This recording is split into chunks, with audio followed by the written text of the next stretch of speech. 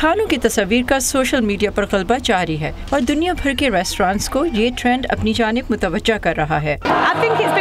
میرے خیال میں یہ گیم چینجر ہے۔ سوشل میڈیا اور انٹرنیٹ کا مطلب ہے کہ لوگ آن لائن جا کر وہ سب دیکھ سکتے ہیں جو انہیں اچھا لگتا ہے۔ واقعی سب کچھ وہاں پایا جاتا ہے کہ آپ کیا کیسے بنا سکتے ہیں۔ ویسے تو کھانا ہمیشہ ایک سماجی رسم رہا ہے، لیکن اب یہ ایک سوشل میڈیا ایونٹ بھی بن گیا ہے۔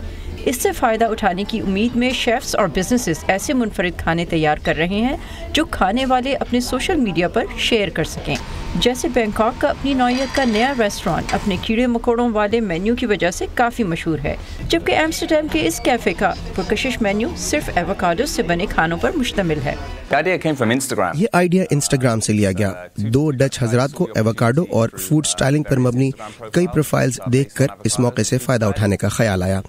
اس کی شہرت ناقابل یقین ہے، تو انہیں خیال آیا کہ اگر ہم ایک ایسا ریسٹورانٹ بنائیں جہاں کھانا دیکھنے میں ان تصاویر جیسا دلکش اور اتنا ہی ذائقہ دار ہو تو یہ ضرور کامیاب رہے گا۔ گرین سلیٹ کے ریسٹورانٹ کے کھلنے سے پہلے ہی ان کے 36,000 انسٹاگرام فالوورز تھے اور اب آرٹسٹ بھی اس سے متاثر ہو رہے ہیں۔